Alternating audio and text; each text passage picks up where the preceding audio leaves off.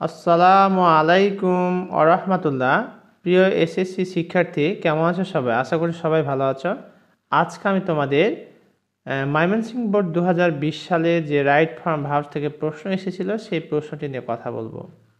এখানে আমি মূলত তোমাদের পুরো প্যাসেজটির অর্থ, বক্সের যে শব্দগুলো রয়েছে সেই শব্দগুলোর অর্থ বলে দেব এবং কোন রুলসের ভিত্তিতে সেই গ্যাপে বসছে সেই রুলসগুলো নিয়ে কথা বলবো, যা তোমাদের বোঝার জন্য, শেখার জন্য খুবই সহায়ক হবে বলে আমার ভিডিও আত্মবিশ্বাস। চলো শুরু করি। Complete the following text with the right forms of verbs, অর্থাৎ এখানে সবগুলো কিন্তু ভার্ব। এই ভার্বগুলোর সঠিক ফর্ম আমাকে গ্যাপে বসাতে হবে।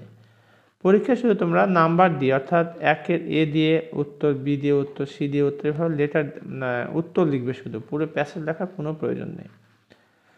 চলো আমরা প্রথমে বক্সের অর্থ জেনে নিই। নো মানে জানা, হিয়ার মানে হচ্ছে শোনা, কল হচ্ছে আহ্বান করা বা ডাকা, ইন্সপায়ার অনুপ্রাণিত করা, বিয়ার হচ্ছে বহন করা, হিন্ডার বাধা দেওয়া, বিগিন শুরু করা, রিমেম্বার স্মরণ করা, বি হওয়া, জয়েন হচ্ছে যোগদান করা। এখানে রয়েছে 10টি ওয়ার্ড, আমাকে 10টি গ্যাপ রয়েছে, বসাতে হবে। এখন you must have that's the name of Kazi Nazrul Islam.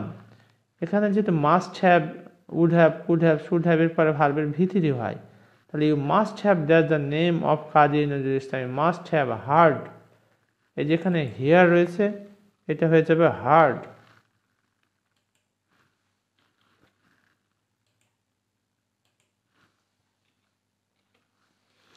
You must have hard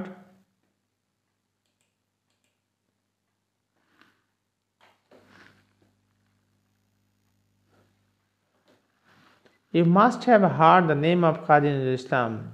তোমরা অবশ্যই কাজী নজরুল ইসলামের নাম শুনেছ। He dash our national poet, he is our national poet. বিভার বলতে এখানে এম ইজ আর অজয়কে মিন করে, এখানে হবে is. He is our national poet.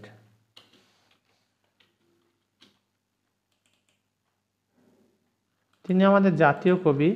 He dash as a rebel poet as well, he is known. এখানে নো আছে, এখানে হবে ইজ নোন, প্যাসিভ ভয়েস হবে ইজ নোন।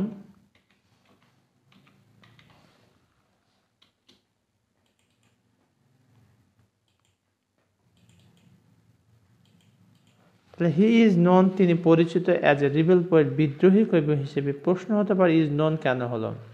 আসলে এটা একটা প্যাসিভ ভয়েস করা হয়েছে, যে তিনি পরিচিত, হি is known as a rebel poet, তিনি বিদ্রোহী কবি হিসেবে পরিচিত, অ্যাজ ওয়েল মানে ওভার, তিনি বিদ্রোহী কবি হিসেবে পরিচিত। He dash into a poor family, he was born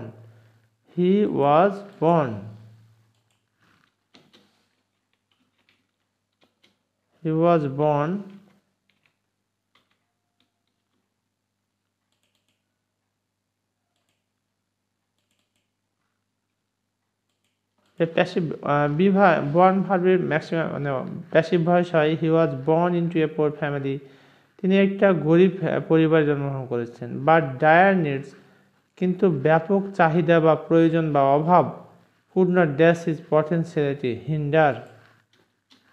could হচ্ছে মডাল ভার্ব, এর পরে V1 হয়, এক্ষেত্রে হবে এখানে হিন্ডার মানে বাধা দেওয়া, could not hinder.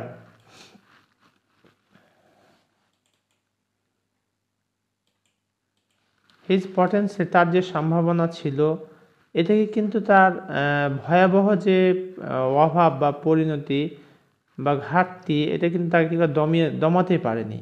when the first world war broke out, যখন প্রথম বিশ্বযুদ্ধ ছড়িয়ে পড়ল, he dashed the army, he joined the army।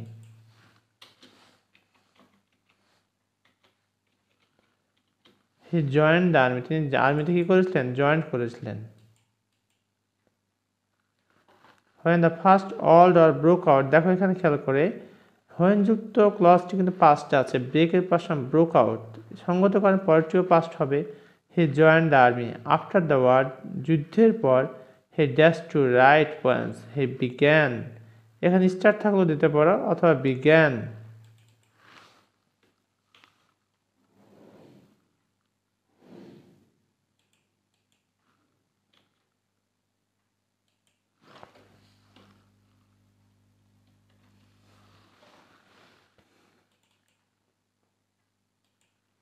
He began to write poems after the war. যুদ্ধের পরে তিনি লেখালেখি শুরু করেছেন কবিতা। At that time, সেই সময় his poems and songs dashed people against oppression. His poems and songs, তার কবিতা এবং গান, inspired people against oppression, inspired.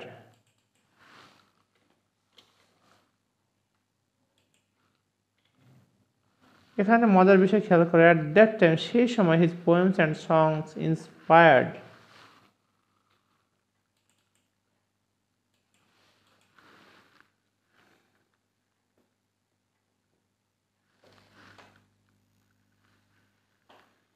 He does the silly. He's called the silly of Bangla literature.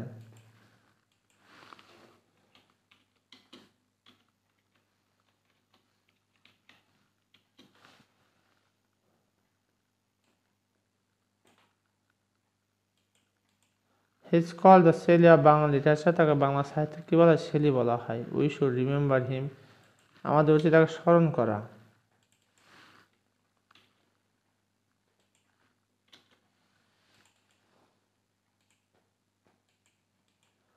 We should remember him for his great deeds. Dear viewers, এতক্ষণ পর্যন্ত আমরা Mymensingh board 2020 সালে যে প্রশ্নটি এসেছিল রাইট ফ্রম ভার্বস থেকে সেটি নিয়ে কথা বলেছি। আমি পুনরায় তোমাদের বোঝার সুবিধার্থে পুরো প্যাসেজটির বাংলা অর্থ আমি বলে দিচ্ছি। You must have heard the name of Kazi Nazrul Islam. তোমরা অবশ্যই কাজী নজরুল ইসলামের নাম শুনেছ। He is our national poet. তিনি আমাদের জাতীয় কবি। He is known. তিনি পরিচিত অ্যাজ এ রিবেল পোয়েট, বিদ্রোহী কবি হিসেবে। as well. He was born into a poor family. তিনি গরিব পরিবারে তিনি জন্মগ্রহণ করেছিলেন। But dire needs, কিন্তু ব্যাপক প্রয়োজন, could not hinder his potential, তার যে সম্ভাবনা ছিল সেটাকে দমিয়ে দিতে পারেনি আর কি। At that time, his poems and songs inspired people against oppression. সেই সময় কিন্তু কবিতা এবং গান মানুষকে অনুপ্রাণিত করত। He is called the Shelley of Bangla literature. তাকে বাংলা সাহিত্যে কি বলা হয়? শেলি বলা হয়। We should remember him for his great deeds. তার ভালো কাজের জন্য আমাদেরকে তাকে স্মরণ করা উচিত। এতক্ষণ পর্যন্ত সাথে থাকার জন্য তোমাদের অসংখ্য ধন্যবাদ। আশা করছি পরবর্তী ভিডিওগুলো তোমরা সাথেই থাকবে। আর তোমাদের গঠনমূলক পরামর্শ আমার একান্তই কাম্য। তোমাদের এই গঠনমূলক পরামর্শ আমাকে আরও মানসম্মত ক্লাস নেওয়াতে সহায়তা করবে বলে আমার দৃঢ় আত্মবিশ্বাস। আজকের মতো এখানে শেষ করছি। আর সবশেষে তোমাদের প্রতি আমার একটা বিনীত রিকোয়েস্ট, যারা আমার চ্যানেলটি এখন সাবস্ক্রাইব করো নাই, please subscribe my channel and press the bell icon button so that you can easily get next videos. Thank you very much for watching this video. Assalamu alaikum wa rahmatullah.